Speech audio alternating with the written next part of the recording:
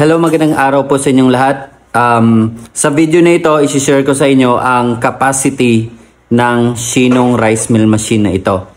Marami po kasing nagtatanong kahit ulit-ulitin ko pong sagot natin sa respond ng messenger, ganun pa rin. Pero gusto ko po dito mismo sa video, sasagutin ko sa inyo ang katanungan kung ano nga ba ang capacity ng Shinong rice mill machine.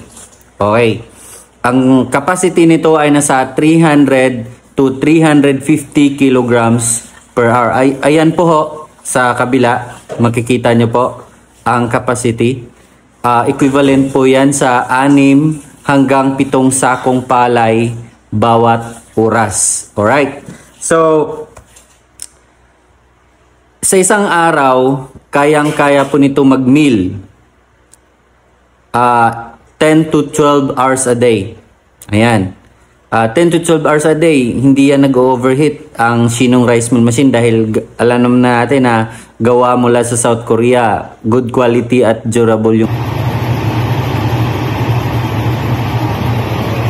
electric motor po.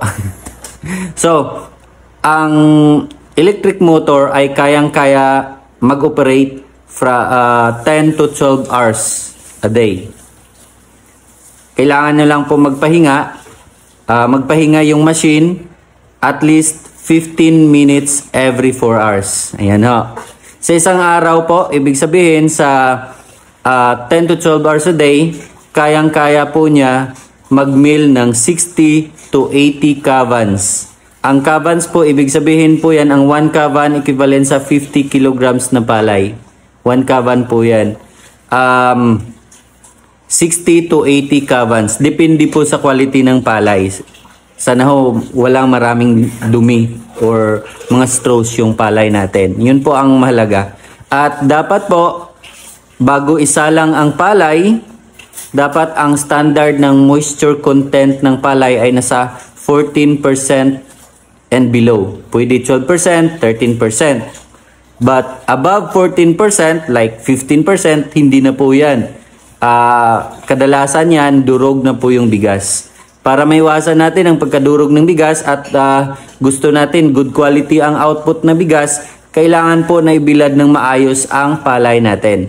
Again, ang capacity ng machine natin ay 300 to 350 kilograms per hour.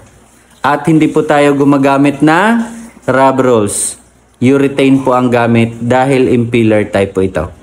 Yan po ang capacity ng Shinong rice mill machine. Maraming salamat po. Kung gusto niyo na po mag-order, magpa-deliver mula Luzon, Visayas at Mindanao, tawag na or mag-message dito sa Facebook or sa YouTube natin. Maraming salamat po.